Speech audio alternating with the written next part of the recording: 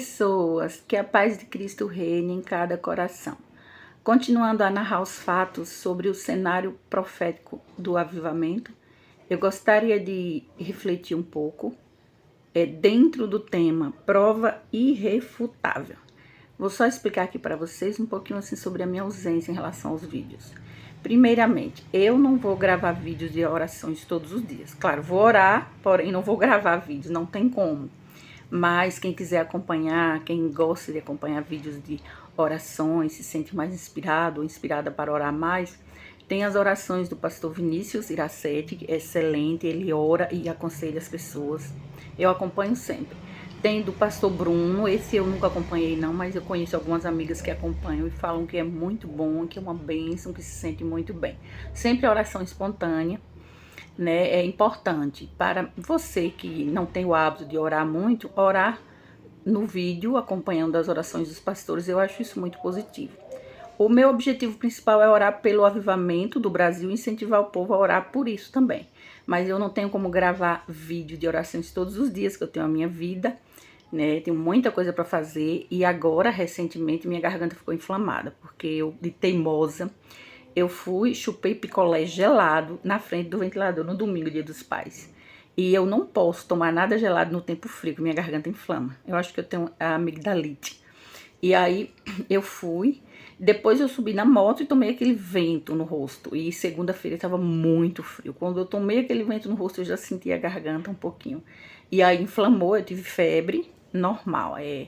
Eu não estou aqui murmurando, só estou narrando os fatos para justificar a minha ausência, que eu gravava vídeos com mais frequência, mas eu não vou gravar com tanta frequência. Só de acordo quando Deus ministrar o meu coração, que eu sei que eu tenho que obedecer e gravar mesmo.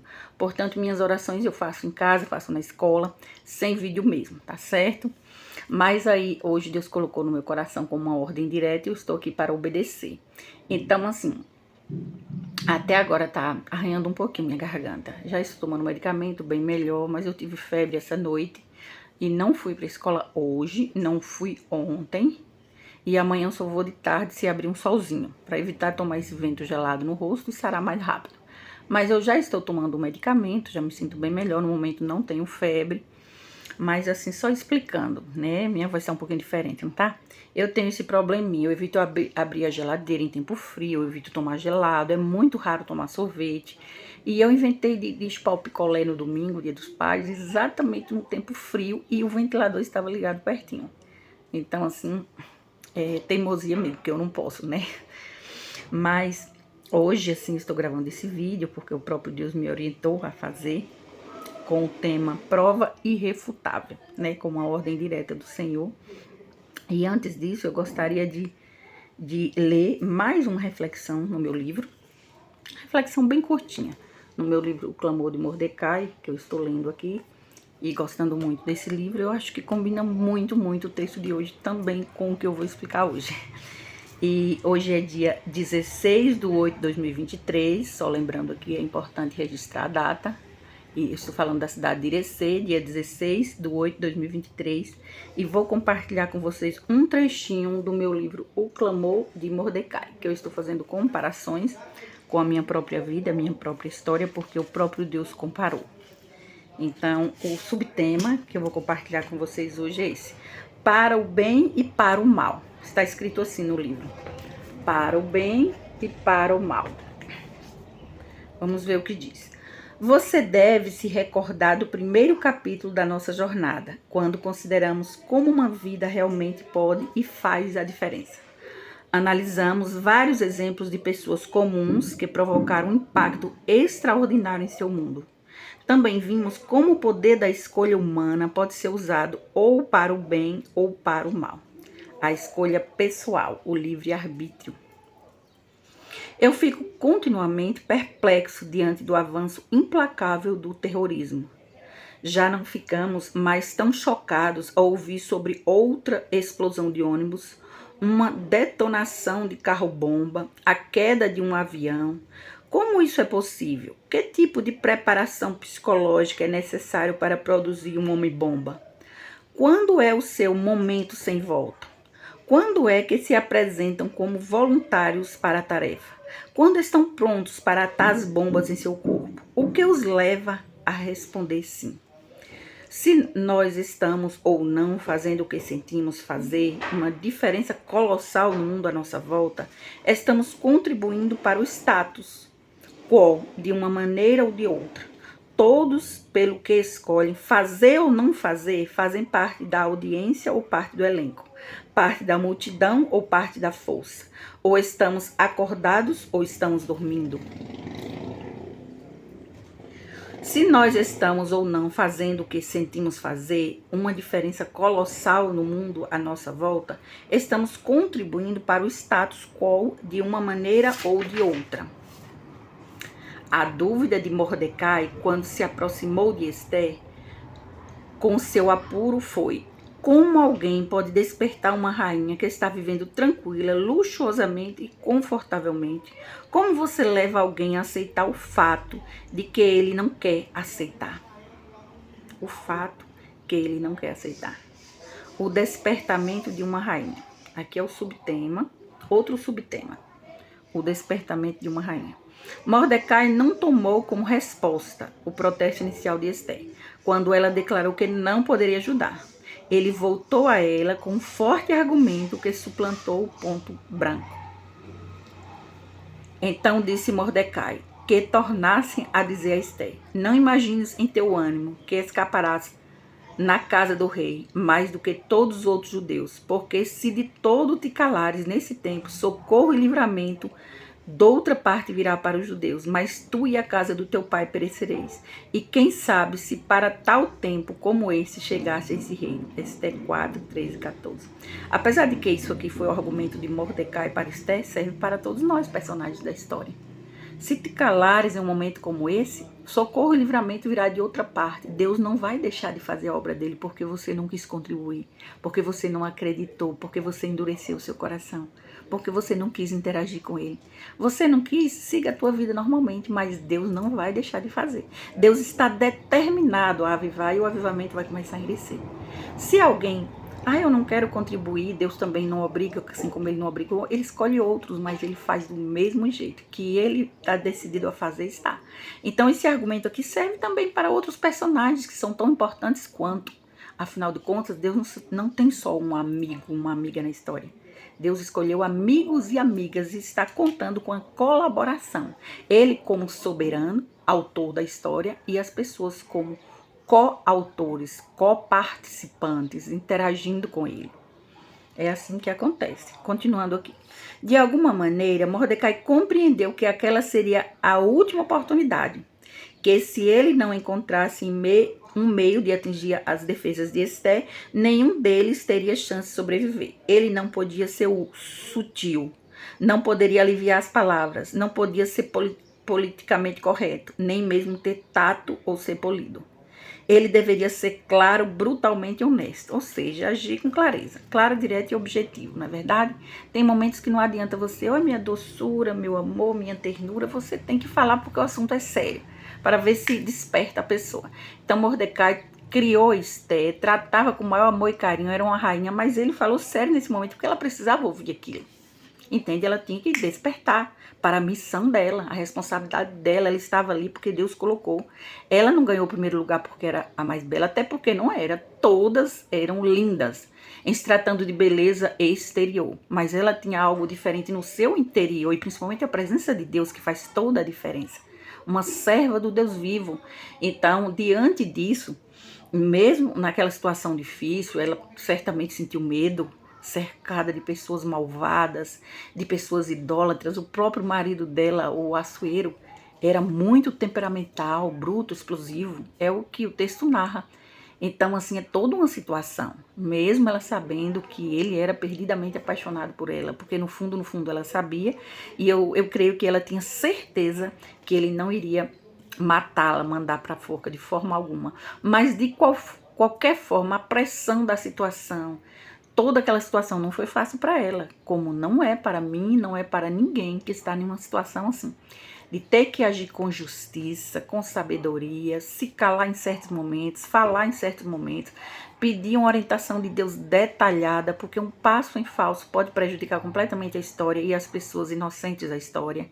porque na história tem joios e trigos, tem vilões e mocinhos, heróis e bandidos. Então é uma narrativa, né, verdadeira, bíblica, e como eu falo sempre, a história toda toma quase um terço do conteúdo da Bíblia Sagrada, tem quase um terço falando da escatologia. Então é uma importância muito grande estudar profundamente, compartilhar, incentivar o povo a estudar. Afinal de contas, é a nossa história, é o nosso tempo, nós somos a geração escatológica. Estamos vivos para vivenciar, para testemunhar, para viver os milagres, né? Então é uma situação assim que a pessoa tem que fazer a sua parte. E Esther teve que ser bem corajosa, intrépida, dependente de Deus para tudo, assim como nós também nos dias de hoje. Vamos nos colocar no lugar, não é verdade? Esther, eu, você e todos nós, porque Deus usa cada um de uma maneira toda especial. Ele fez com que ela soubesse em termos claros que Deus poderia, de alguma forma, em meio ao iminente desastre, salvar um remanescente dos judeus, por meio do qual ele poderia continuar seus propósitos da aliança. É a mesma coisa que acontece com o Belo Santo Monte. Deus preserva da forma que está preservando os remanescentes, porque quer recomeçar a história por meio deles. Então ninguém pode destruir esse povo do Belo Santo Monte, da cidade de Irecê. Ninguém já tentaram. E aí vai perder tempo. Porque é como um efeito bumerangue. O que a pessoa faz para prejudicar o Belo Santo Monte volta todo em dobro contra a pessoa ou o grupo que está fazendo isso. Não adianta. É um povo que Deus guarda, Deus tem aliança, Deus tem promessas, Deus quer recomeçar por meio deles. Lembra das 12 promessas? Lembra? Pois bem, lembra quando Deus repetiu falando que vai cumprir uma por uma? Já está cumprindo algumas. E o restante vai cumprindo no decorrer dos capítulos da história. Então é isso, gente. A menos que ela agisse imediatamente, corajosamente, toda a esperança para ela, para ele, para o seu povo iria se perder. Ele assevera a Esther que neste momento não há anjo algum vindo salvá-los. Nenhuma praga virá sobre seus oponentes. Nenhum fogo cairá do céu destruindo seus inimigos. Essas coisas aconteceram no passado e possivelmente acontecerão no futuro. Mas a mensagem inequívoca de Mordecai, a sua sobrinha, é: este tempo, Esther, cabe a você encará-lo friamente mesmo. Solitária, insegura, apreensiva, desejando somente ser amada e viver em paz, você, com toda a sua negligência e fraquezas e justificativas de por que não pode se envolver. Você e todos os seus sonhos de uma vida tranquila, fácil e confortável. Você e toda a graça divina e bênçãos que têm sido derramadas sobre a sua vida até hoje. Você, Esther, precisa agir já. Você tem sido amada, protegida e abençoada por uma razão. Nada disso se refere a você. Refere-se ao Deus, ao que Deus deseja fazer através de você. E o momento de agir não é o tempo distante do futuro. O tempo é agora, já. Na verdade, é agora ou nunca. É agora ou nunca. Enquanto você lê sobre a transformação de Esther, nós consideramos o espaço divino entre a questão de Mordecai e a resposta de Esther.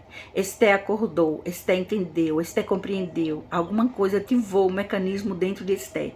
E ela reconheceu que era parte importante de um grande plano, de uma história muito maior. Repentinamente, seu esforço e segurança pessoal já não eram mais determinantes de como ela viveria sua vida.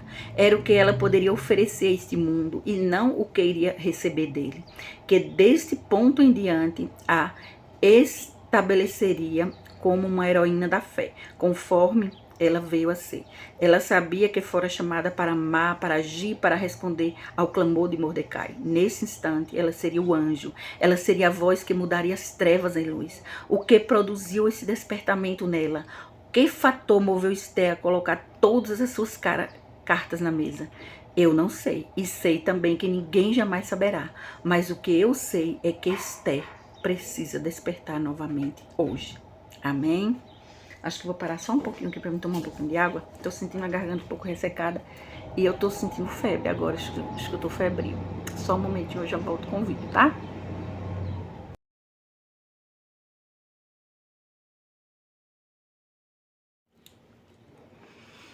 Bom, sobre a revelação dos mistérios de Deus, Deus me ordena explicar e considerar os detalhes de Apocalipse capítulo 11.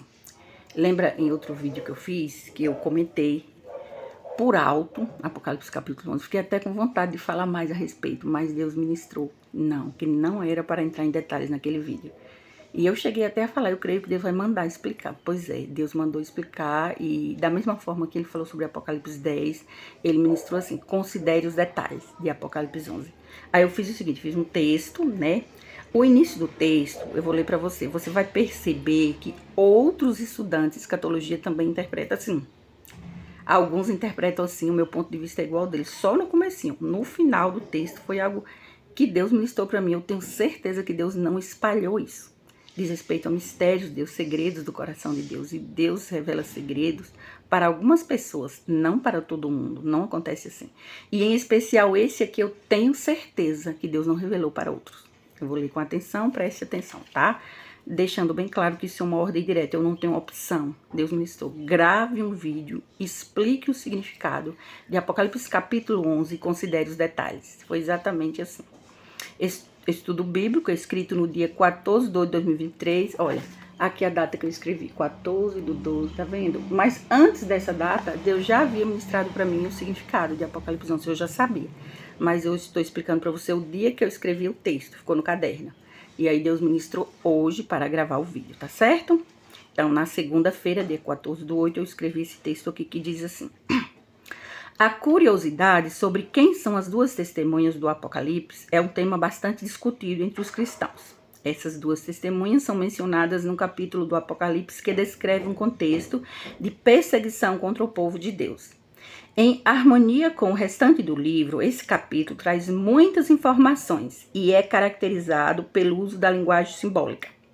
Em Apocalipse 11:2, o santuário é aceito, enquanto o pátio é rejeitado. Em outras palavras, essa medição simboliza a separação do povo de Deus e do povo profano. Presta atenção, simboliza a separação do povo de Deus e do povo profano. Essa interpretação está diretamente ligada aos capítulos 7 a 9 do Apocalipse, onde o povo de Deus é selado. As duas testemunhas são citadas em um capítulo que fala da separação e preservação do povo escolhido do Senhor, dos remanescentes escatológicos. Essas mesmas figuras são encontradas em Zacarias 4, de 1 a 7. As duas testemunhas mártires estão também em Zacarias 4, de 1 a 7. Entenda os mistérios de Deus revelados em Apocalipse 11, do 1 a 14. Tá certo?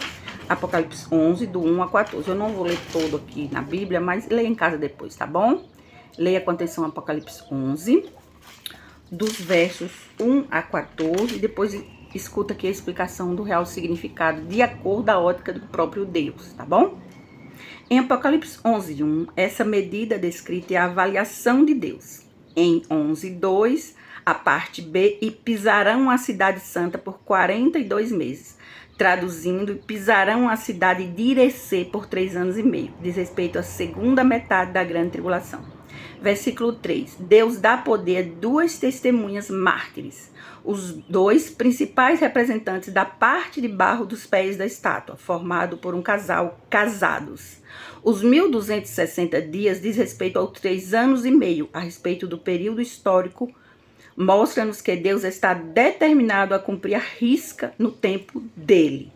O versículo termina dizendo, vestidos de pano de saco, em humilhação, contrição, oração e dependência total de Deus. O versículo 4 diz que são as duas oliveiras, lá do livro de Zacarias, e os dois castiçais, são símbolos que representam a igreja, a verdadeira igreja de Cristo na terra. O final do versículo 4 diz que estão diante de Deus, da terra, significa face a face com Deus, diante da glória, da Shekinah de Deus, conforme a luz que Lico via no seu sonho na sala da nossa casa, o sonho simbólico de Lico, lembra? No versículo 5 diz que se alguém quiser lhes fazer mal, vai sair fogo da sua boca. É uma metáfora, o que vai sair da boca são palavras de juízo, para absorver ou condenar. Deus dá autoridade para julgar em seu nome. Veja que o versículo termina dizendo, quem quiser fazer mal, importa que assim seja morto. O versículo 6 também é metáfora. Fechar o céu ou ferir a terra significa que eles abençoam ou amaldiçoam debaixo da autoridade divina. O versículo 7 diz que depois de um certo período, quando acabar o seu testemunho, a besta que sobe do abismo, essa é a besta do Apocalipse 13, o anticristo escatológico, que mora em Grecê, cujo nome inicial começa com a letra V. Deus autorizou falar só a inicial do nome hoje. Ainda no verso 7 diz que essa besta lhes fará guerra, os vencerá e os matará. Presta atenção, os vencerá e os matará. Ele não mata o corpo físico, não é um assassinato literal. Aqui ele mata a alma, mata a fé, tenta destruir a veracidade do testemunho. Veja que os versos 8 e 9 diz que seus corpos mortos estarão expostos por 3 dias e meio, ou seja, 3 anos e meio, e ninguém vai sepultá-los. Se isso fosse literal, os 2 corpos iam apodrecer e desintegrar. Essa expressão significa que a besta tenta humilhar os 2, desacreditando do seu testemunho em público. Esse é o significado. O versículo 10 mostra a comemoração dos inimigos de Deus, os que têm os 666 nas suas testas e mão direita. A partir do versículo 11, começa a reviravolta. O fato vai ocorrer da seguinte forma. Um dos 2 havia deixado se levar pelo engano da besta, a ideologia infernal do anticristo. Quase mata a fé de uma das testemunhas mártires, a saber, o aspecto masculino. Tá formado por um casal, tá? O marido. E depois dos 3 anos e meio, ou seja, depois de junho de 2023, acaba 3 anos e meio, metade do ano, não é junho? Depois desse período, ou seja, o período da história que nós estamos. Depois de 3 anos e meio, né, depois de junho de 2003, o Espírito Santo de Deus entrou neles e eles reviveram. Significa que o avivamento da parte de Deus começará por meio dessas 2 figuras escatológicas, o casal. O fôlego de vida sobre eles causará espanto, impacto em pessoas que conhecem o casal ou que acompanham a história. A voz do céu do versículo 12 é a voz do próprio Deus colocando os 2 em posição de honra, ou seja, acima dos seus inimigos. Os 2 últimos versículos, o 13 e o 14, falam de um grande terremoto e do espanto das pessoas. O terremoto não é literal. Nesse período da história, terremotos acontecem em várias partes do mundo. O texto aqui não diz que vai acontecer literalmente e na cidade onde moram as 2 testemunhas. Ezequiel 38, 19 e 20 diz também a respeito de um grande terremoto. Diz respeito a pavor, símbolo de desespero, calamidade, pavor, medo, situação de temor e tremor, resumindo. Aqui a linguagem é metafórica. Certo? A morte de 7.000 homens é um número simbólico. Morte espiritual diz respeito a muita gente. Isso se cumpre em um período de apostasia e caos mundial. Na parte B do versículo 13 diz: e os demais ficaram muito atemorizados e deram glória ao Deus do céu. É que neste momento eles saberão a identidade dessas 2 testemunhas. Eles se chamam Cleia Eduão e Eliomalino, diretora pedagógica e diretor administrativo da Avivar, chamado na Bíblia de Belo e Santo Monte do Senhor. Esse monte será elevado acima de todos os outros, porque honra e respeita o nome de Deus.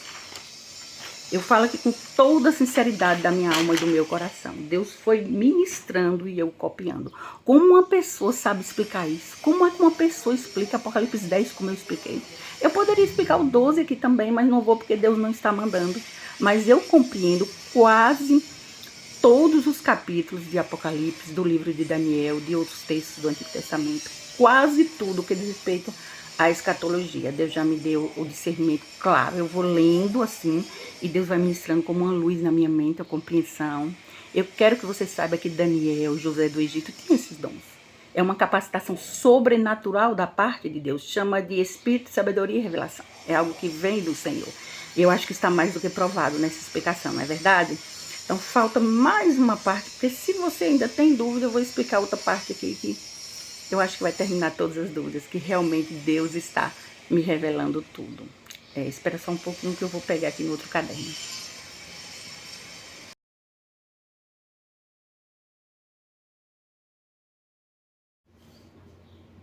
Você se lembra que no outro vídeo eu li rapidamente 2 aos Tessalonicenses capítulo 2?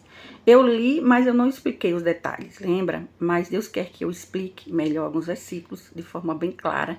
Nesse eu vou explicar. É como uma continuação de Apocalipse 11, para ajudar a compreender Apocalipse 11, tá certo? Subtema prova irrefutável, segundo aos Tessalonicenses 2. No início do texto é a mesma coisa. A maioria dos estudantes de escatologia também entende assim o que eu escrevi no início do texto. No final do texto foi uma revelação específica só para mim. Eu acredito que a ninguém mais do mundo Deus revelou isso. Eu acredito que não. Né? Então vamos lá. Inspirado em 2 aos Tessalonicenses capítulo 2, que diz assim: a inconsequência dos seres humanos e seu constante descaso com a palavra de Deus faz com que o Senhor permita a atuação e o engano do maligno sobre suas vidas. Em contrapartida, os filhos de Deus são constantemente guardados e fortalecidos na justiça.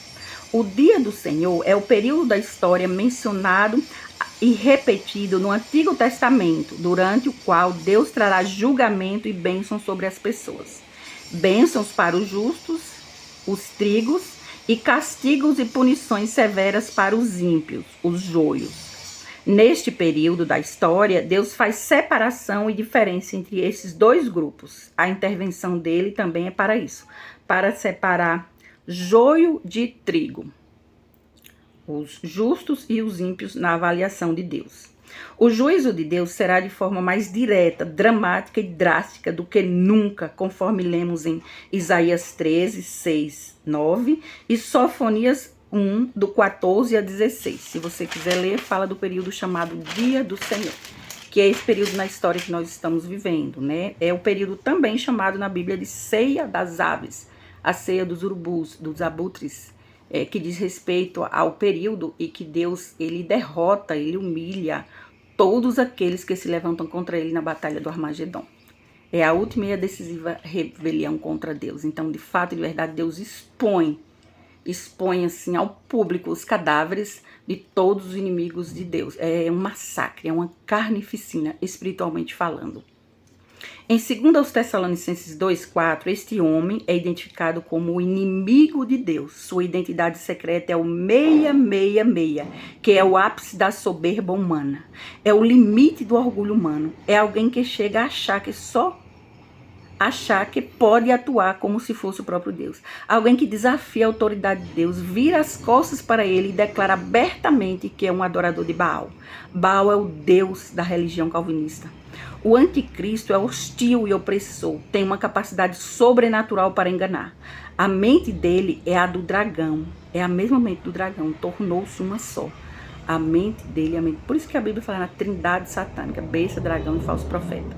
Ele entregou-se ao Satanás de corpo, alma e espírito, e Deus apenas respeitou a escolha dele, porque ele deu livre arbítrio ao homem. Deus revela que o anticristo tornou-se um sociopata, um homem tão injusto e iníquo que chega a causar náuseas em Deus. E que muito em breve a ira divina recairá sobre a sua cabeça, de forma a causar espanto naqueles que o cercam. O mistério da iniquidade está sendo revelado. Ele é o iníquo, o perverso, o homem sem lei, o filho da perdição. Ele é fortalecido pelo próprio Satanás, um imitador, um farsante, um hipócrita, um herege. Vamos às provas? Abre a Bíblia comigo. 2 aos Tessalonicenses 2, 6, 7 e 8. Só 3 versículos, tá bom? 2 aos Tessalonicenses capítulo 2, versos 6, 7 e 8. Desculpa esse barulhão, é porque está acontecendo uma reforma aí na casa dos vizinhos e fica esse barulho da máquina ligada, tá bom? Mas eu acho que dá para ouvir, né? Vamos lá? 2 aos Tessalonicenses 2, versos 6, 7 e 8. 2 aos Tessalonicenses 2, verso 6. Vamos lá? E agora vós sabeis o que eu detenho para que a seu próprio tempo seja manifestado. Ou seja, o que eu detenho? O tempo determinado por Deus. É tanto que Deus ministra. Você vai falar sobre isso só nesse período. Guarde segredo. Esperar Deus, mandar Deus ordenar. Hoje estou fazendo esse vídeo por obediência ao Senhor. Você está ouvindo a minha voz rouca, a garganta inflamada, febril. E mesmo assim estou fazendo o vídeo assim porque Deus ordenou. Faça hoje. Eu estou aqui para obedecer porque eu tenho temor de Deus. E agora, nesse momento, eu tenho temor do Senhor. Eu penso, meu Deus, como é sério tudo que está acontecendo e tanta gente dormindo. O mundo um caos, gente, de cabeça para baixo, o mundo, as coisas acontecendo e muita gente, sabe, Deus dando provas, uma prova atrás da outra e muita gente questionando querendo saber mais do que Deus, querendo ser mais inteligente do que Deus, desafiando Deus, endurecendo o coração para Deus. Gente, em nome de Jesus, acorde. Eu faço um apelo para você, em nome de Jesus, acorde, que o assunto é sério. É o dia do Senhor, é um período de bênção e maldição. Deus é um Deus que abençoa, mas também amaldiçoa.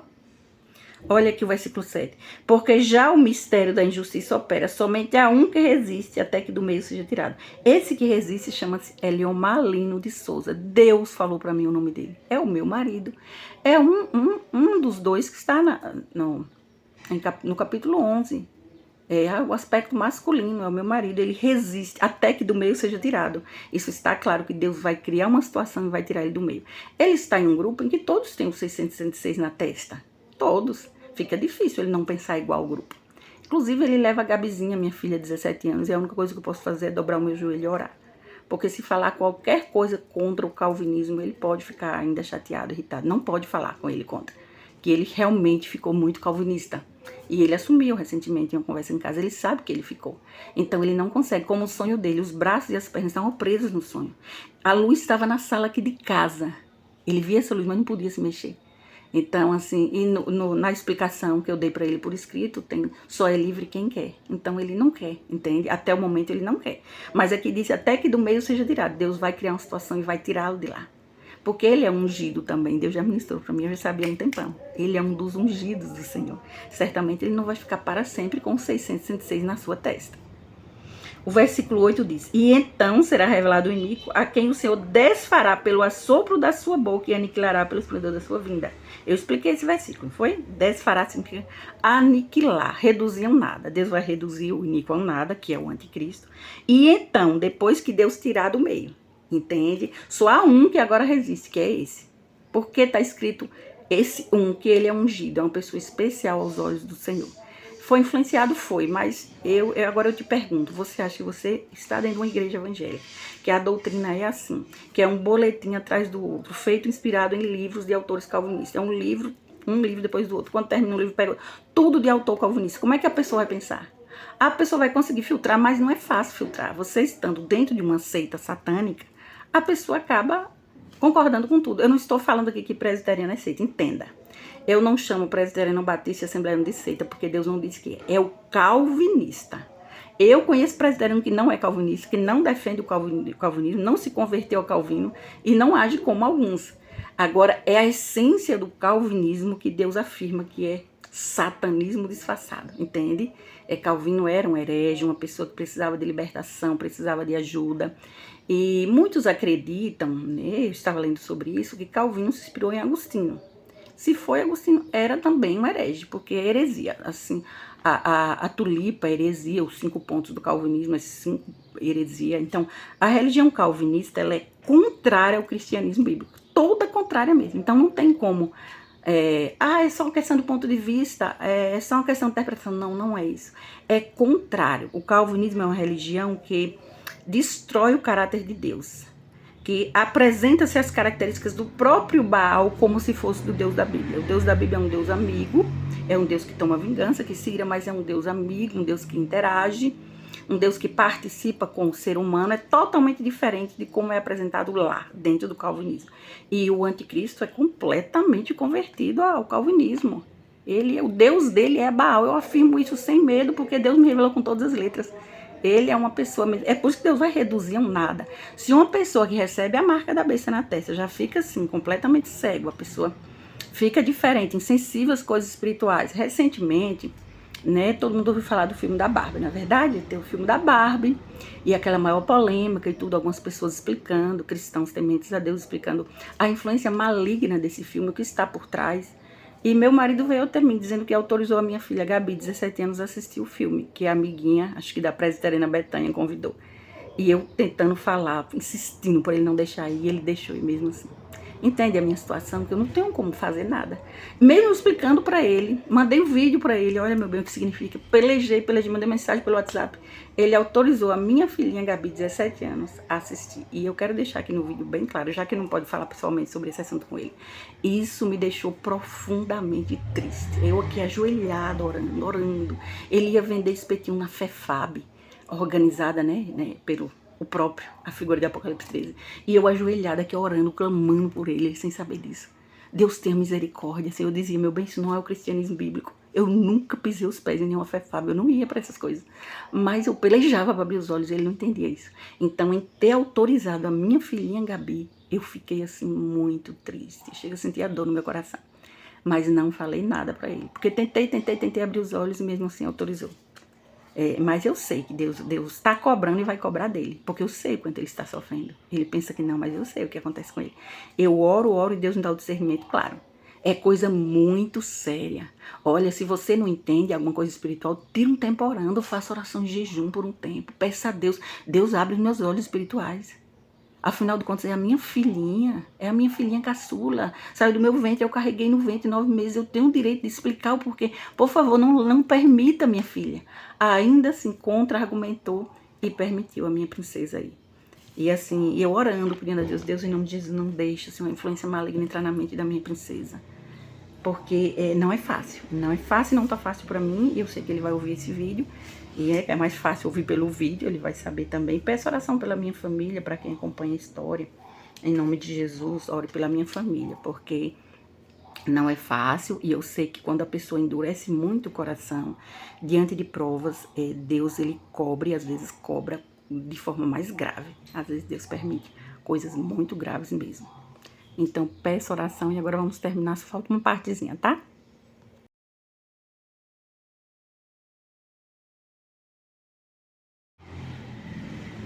Bom, antes de orar pelo avivamento do Brasil, eu gostaria só de compartilhar aqui uma lista de características das pessoas que eu não me interesso em interagir, tá certo? Eu quero ser assim muito franca, clara, direta, objetiva, para entender porque a Cléia não interage, Cléia é seletiva demais. Eu sempre disse que eu sou seletiva e vou continuar sendo. Eu realmente acredito no poder de influência das pessoas. E eu não quero ser influenciada para o mal. Se for possível influenciar para o bem, ótimo. Mas se não for para ser influenciada para o mal também, eu não quero. Entende? Então, em relação a isso, minha visão é bem semelhante com a do pastor Cláudio Duarte. Eu acho que a pessoa tem que ver direitinho quem é amigo, quem você permite entrar na sua vida, quem você tem que avaliar direitinho. Eu acho que ele está certo nesse sentido. Pessoas... Lista de características das pessoas que eu não me interesso em interagir. 1. Quem barganha com Deus, quem tem motivações erradas, interesses pessoais e egoístas, quem alimenta pensamentos impuros com frequência, quem demonstra atitudes de manipulação e falsidade, quem tenta transferir seu erro para os outros, quem acusa o inocente e inocente o culpado, né? Quem é cúmplice do erro dos outros, quem se aproxima por interesse, gente assim não é confiável. Quem diz heresias e blasfêmias contra o Espírito Santo de Deus, quem chama os mistérios de Deus de heresias e quem é ingrato, certo? Olha, eu quero assim deixar bem claro que eu não estou dizendo que A, B ou C age assim, não estou acusando ninguém de agir assim. Eu só estou falando que uma vez as pessoas agindo dessa forma, eu prefiro não interagir. Certo? Eu oro pela pessoa de longe, abençoo aqui de longe, mas eu prefiro não interagir, não ter nenhum tipo de conexão. Porque eu já disse que eu acredito no poder da influência. Eu não quero ser influenciada para o mal. Para mim, a amizade só vale a pena se for para aproximar a pessoa de Deus. Se for para afastar de Deus, eu não quero amizade assim para a minha vida. Definitivamente. O próprio Deus, quando ele toca no coração, ele chama. Deus, ele não obriga ninguém a ser amigo dele. E nem aqui na Terra ninguém ser amigo de ninguém. Se tem uma coisa que não se pode forçar é a amizade, gente. Se não flui naturalmente, com sinceridade, é melhor não inventar, porque vai ser frustração, confusão, entende? Entende o que eu estou querendo dizer? Eu não estou acusando ninguém de fazer isso, só estou falando que qualquer pessoa que agir assim, eu me recuso a interagir. Eu realmente não quero e eu peço a compreensão de todos nesse sentido, por favor. Eu sempre realmente fui seletiva e hoje mais ainda, depois de tanta decepção, mais seletiva eu serei ainda. Portanto, quem age assim e não se arrepende, não fará parte da minha história, porque eu me recuso a interagir, eu não aceito nenhum tipo de conexão com quem age com hipocrisia, não cabe injustiça na minha história. Quem não gostar da minha atitude em relação à minha história, pegue a sua caneta e escreva a sua. Com todo respeito, respeite a decisão da protagonista. É isso aí, anotou? Então você pode, pega a sua caneta, escreva a sua própria história, tá bom? Mas dentro da minha história não cabe injustiça. Não cabe injustiça. Eu falo a verdade aqui, eu não tenho medo da verdade. Sabe o que é que eu tenho temor? É de desobedecer a Deus, de deixar Deus triste, de ferir os sentimentos de Deus. É disso que eu tenho medo. Aqui nessa terra, tantas decepções que eu já sofri, eu vou confiar? Não, então eu oro, sim, eu peço oração às pessoas, mas eu me recuso a interagir, principalmente com mais aproximação com quem age dessa forma. Misericórdia, gente. Eu peço a compreensão de todos, é porque de fato, de verdade, eu não enxergo injustiça como algo aceitável. Quem me conhece sabe. Eu não vejo como normal. Eu acho assim insuportável injustiça. Por isso que eu entendo Deus quando ele decidiu agir com justiça. Essa intervenção de Deus é para limpar o caminho por meio do juízo mesmo, a justiça divina. Deus está com a balança na mão. Tá bom? Então vamos orar pelo avivamento do Brasil e eu peço, por favor, a compreensão. Se você vê que alguém demonstra interesse em não interagir com você, respeite a escolha da pessoa. Certamente a pessoa tem seus motivos. E se você não está disposto a melhorar, a mudar, a pedir perdão, a se corrigir, então é melhor cada um ter a sua visão, caminhar no seu próprio caminho, tá certo? Cada um tem a sua própria história com Deus, não é verdade? Agora tentar interferir, prejudicar a história do outro, aí fica feio demais, é errado e é injusto, tá bom? Então vamos orar comigo? Quem concorda em orar pelo avivamento do Brasil? Senhor Deus, Pai bendito, Pai de amor, Pai de misericórdia, eu louvo e exalto o teu nome da beleza da tua santidade. Pai santo, Pai justo, Pai de amor, eu te peço, perdoa os meus pecados, perdoa os nossos pecados, perdoa os pecados do meu marido, perdoa os pecados da minha família, em nome de Jesus. Toma em todas as mãos a minha vida, o meu coração, ó Senhor, venha curar assim a minha garganta. Eu te louvo porque já está bem melhor, Senhor, e eu peço ao Senhor que cure essa inflamação da garganta, para que eu possa voltar a trabalhar na Avivar, pois as pessoas precisam de mim lá, Senhor. Deus, em nome de Jesus, purifica o meu coração em tua presença santa. Ensina-me a fazer o que é certo, o que agrada o teu coração. Oh, Deus, enche meu coração de fé e coragem. Tem misericórdia, Senhor. Toma em todas as mãos a vida do meu marido. Tem misericórdia da vida de Lico. Em nome de Jesus, eu rogo a ti. Deus, que Lico venha ter uma experiência real contigo. Senhor, em nome de Jesus, que não venha ouvir a experiência de A, B ou C, e sim que ele possa vivenciar, ouvir a tua voz. Fala, Senhor, diretamente com ele, em nome de Jesus. Eu rogo a ti pela vida, pela libertação, pela restauração, pela cura e o avivamento no coração do meu marido. Senhor, é promessa tua. Em Apocalipse 11 tem, Senhor, que o Senhor vai chamar as duas testemunhas e vai dar vitória aos dois, o casal. Eu te louvo em nome de Jesus e coloco diante do Senhor a vida de Lico. Eu rogo a ti pelo avivamento do Brasil, direcer da Bahia, do Brasil e do mundo. Eu rogo a ti pela política, Senhor, vem agir na política, vem botar a tua mão, vem colocar a tua mão santa, põe a tua mão na política, Senhor. Abençoa os políticos, abençoa os líderes, toma os pastores, Senhor, de Irecê e região, esses que o Senhor chama de amigos, abençoa, venha tratar em nome de Jesus, que o teu Espírito Santo venha falar no mais profundo da alma e do coração. Abençoa o pastor Paulo Júnior, Natan, os demais ungidos do Senhor. Oh, Deus, abençoa, capacita em nome de Jesus, enche da tua graça, do teu amor, do teu perdão.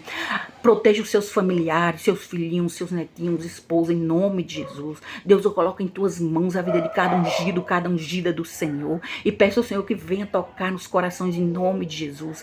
Deus, que cada pastor do Brasil venha, Senhor, incentivar o povo a orar pelo avivamento, buscar santificação, buscar andar no caminho estreito. Deus, no nome de Jesus. Deus, eu rogo a ti em nome de Jesus. Eu quero despertar como a Estéia da geração escatológica, porque assim o Senhor confiou a mim, em nome de Jesus. Então coloca no meu coração fé, coragem, justiça, temor ao Senhor, estratégias de sabedoria em nome de Jesus. Eu quero obedecer ao Senhor, eu quero agradar o teu coração. O mais importante na minha vida, Senhor, é te agradar. O Senhor sabe disso. Ajuda-me, Senhor, eu quero andar no caminho estreito. Ajude-me a agir com justiça, com graça, com amor, com misericórdia e com as virtudes que vêm do Senhor. Eu te agradeço por esse dia. Eu te agradeço pelo teu amor, pelo teu perdão, pelo Ministério Avivar, por cada criancinha que ele estuda, por cada pró, por cada mamãe, cada papai. Abençoe e livre do todo mal. Toma em tuas mãos de uma forma toda especial a vida de Lico. Eu rogo a ti em nome de Jesus. Faz um milagre sobrenatural na vida dele, que ele venha contar o testemunho de libertação para a honra e glória do teu nome. Dê sabedoria, discernimento espiritual, Pai, em nome de Jesus. Pois o Senhor escolheu foi o casal e não somente a mim. O Senhor escolheu foi o casal. Ele é o teu ungido. Abençoe em nome de Jesus. Perdoa os seus pecados. Purifica o seu coração em tua presença santa. Toma em tuas mãos em nome de Jesus, Senhor. Não tem coração de pedra que o Senhor não consiga quebrar, Senhor. Tira todo o coração de pedra de todo e qualquer personagem dessa história e coloca o coração de carne. Aviva a tua obra no meio dos anos, Senhor. Aviva, sensibiliza os corações. Eu sei que o Senhor respeita a escolha pessoal, Senhor. Eu sei que só é livre quem quer, em nome de Jesus, Senhor. Mas que o Senhor venha assim apresentar-se a eles por meio de sonhos, visões, revelações, que eles possam ouvir a tua voz. Cada um que apresenta com o coração duro, que possam ouvir a tua voz, que possam abandonar Baal e abraçar o Senhor como Deus vive, verdadeiro Deus da avivar. Oh, Deus, fala aos corações, transforma os corações. Eu rogo a ti pelo avivamento, Senhor. Eu sei que se aproxima esse grandioso avivamento. Eu rogo a ti pelo avivamento, Pai, em nome de Jesus. Glorifica o teu nome, ó Deus. Glorifica o teu nome, ó Deus.